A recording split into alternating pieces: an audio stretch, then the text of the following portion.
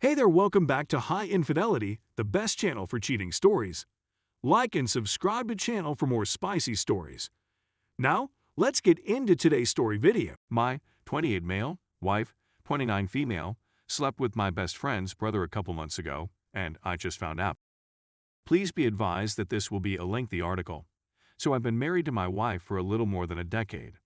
We met in high school, began dating, and eventually married after college. We are one another's first and only romantic connection. In general, we've had a really good connection. We seldom argue, we still enjoy spending time together, and we are unquestionably great friends. Until lately, marriage had been simple and joyful. She sat me down one evening in November to chat about our life. We've never been very active in the bedroom, but it's never been a major issue. She's always told me that she's not a person, and I've always respected that. It's fantastic when we have. There are no concerns there, but she informed me that night that she lost all passion/desire for me. She was kind about it, but she didn't sugarcoat it. She said that she just does not want it anymore. I assured her that I was aware of her situation. I was wounded, no sure, but I felt that this was a normal occurrence in a relationship that had lasted since high school, especially because none of us has ever had relations with another individual. To some degree, I still believe that. To cut a long story short, we discussed for a couple of hours and decided that this was not good news for our marriage. We didn't make any major choices that night, but we decided to take some time to think and reflect before having another chat in a few weeks. When that time arrived, she informed me that there were several things I needed to work on that would help her regain some desire.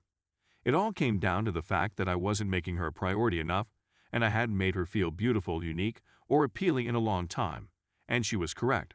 I'll confess it. As a result, I made it my aim to work on it. And everything went off without a hitch. After a few weeks of focused effort, our life rekindled. Actually, it's better than ever. It was incredible.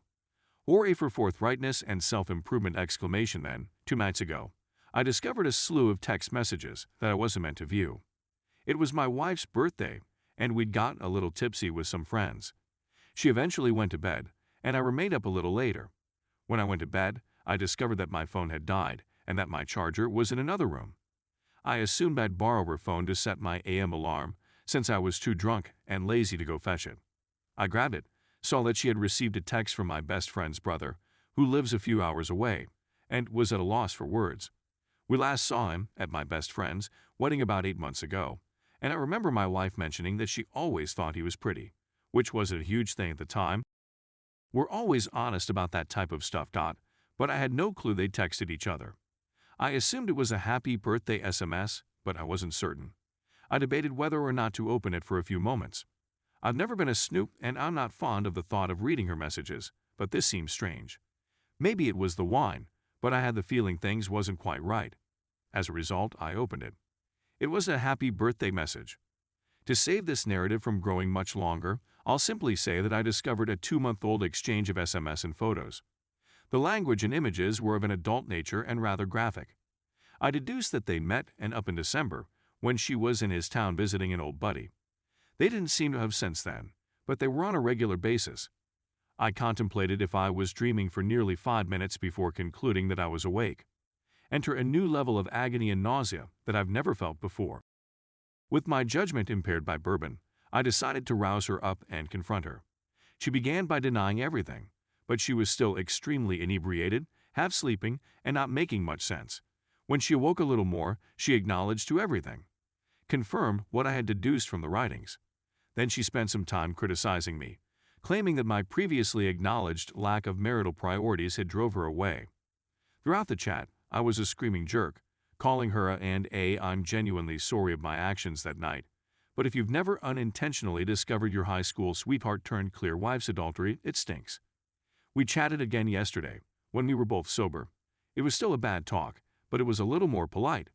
She accepted responsibility, apologized sincerely, and told me to do whatever I needed to do. The problem is that I have no notion what I want to do. So, like many others before me, I've come here to seek her counsel. She had to go on a business trip for a few days, which is really very excellent timing since I don't want to be around her right now, and I'm just sitting here wallowing in self-pity and pondering what to do next. I adore this lady with all of my heart, yet I also despise her right now. What would you do is my query to you all. Divorce seems to be a simple solution, but I can't get my head around it just now. People come back after infidelity, don't they? Is she really a nasty person who I need to break away from and focus on restarting my life? I'm not sure. I'm at a loss. This is the worst scenario I've ever been in, which, on the bright side, makes me glad for how simple my life has been, and I'm at a loss for what to do. Thank you for taking the time to read this. I apologize if this was too lengthy or unclear at any time. I needed to get things out of my head so I could start thinking about the next steps. All of you are in my thoughts and prayers. Story 2. I, 27 male, found out that my, 26 female, wife cheated on me with my father, 56 male, and got pregnant. My father was a decent man while I was growing up, but my grandmother died when I was approximately 12 years old. He didn't take it well and became a miserable alcoholic, squandering all of his money on liquor and rum.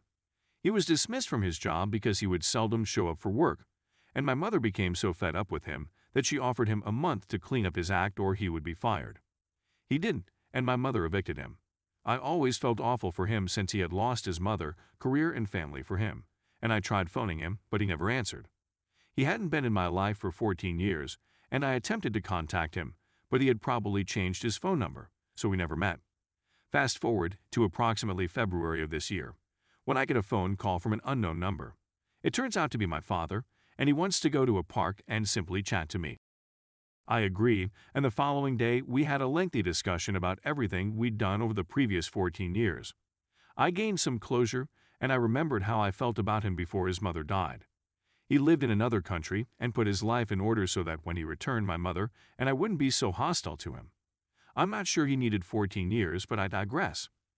My mother is with her ailing mother and won't be returning for an unknown period of time, so I gave him a place to stay at my home as long as he could pay for his own utilities. We were trying to save up money to have a kid later on when I returned him. My wife, Sarah, was first averse to the idea, but she relaxed when he explained that he would be paying for what he uses. Their connection was tough at first, but they warmed up to one another, and now that I think about it, there were some warning signs, such as when I asked them what was so amusing, they would say nothing and continue their jokes. I also observed that my wife was becoming less intimate with me, and that if I tried to initiate things, she was in pain, tired, or on her period. Fast forward a few weeks, I worked a double shift and arrived home fatigued, but when I opened the door, my father was balls deep in Sarah. I was very enraged, as if it were the first time I had wished to physically harm a lady. When I turned back, they yelled my name and said they wanted to speak to me, but I ignored them and drove over to my buddy Michael's place. I phoned my job and told her I wouldn't be able to come to work because of a family emergency, and she agreed to let me remain at Michael's place for nearly a week. It was over there that I sobbed uncontrollably. My heart felt like it had been torn from my chest. I despised my father the most since he had abandoned me for 14 years, only to return and seduce my wife. When Michael intervened, I was genuinely considering some risky ideas. After I had a chance to calm down, I returned home to find out what had occurred. Sarah had been ringing my phone, and when she saw me, I could tell she hadn't gotten enough sleep since her eyes were bloodshot. My father emerged from the basement, and I demanded that they tell me when it began, how long it lasted, and why they did it. My father said that it had been going on for a few months because Sarah made him feel youthful again. While he was spewing his nonsense, Sarah was softly weeping, clutching her head and murmuring, "I'm sorry, I don't know what came over me." They dropped a bomb on me when he finished making excuses. Sarah was pregnant, and he was most likely the father. I was seething on the inside and genuinely wanted to destroy them both, but I managed to hold my cool enough to inquire what she planned to do with the child. Sarah wanted to retain the child since our religion, Catholic, frowns on abortion, which made me laugh. So I questioned whether Catholicism frowns on cheating, to which she quietly cried once more. My father said that he wanted her to retain the kid and provide it with an involved father, something he did not do for me. Sarah then brazenly asked if I wanted to assist raise the child, to which I said that she could go herself and that I was seeking a divorce. She begged me not to do it in the name of our faith and that it was terrible for us to do so. But I was so enraged that I informed her that if she came near me, I would most likely beat her. My father urged me to do it for the sake of our rekindled friendship, and I told him to off as well. I'm feeling ill in my stomach. Sarah and my father have been bombing up my phone, pleading for forgiveness and imploring me to rethink everything, but I have placed him on D&D. It hurts so much because the lady I love more than life cheated on me with my father, with whom I just reunited. I'm honestly torn. Does anybody have any suggestions for me in this situation?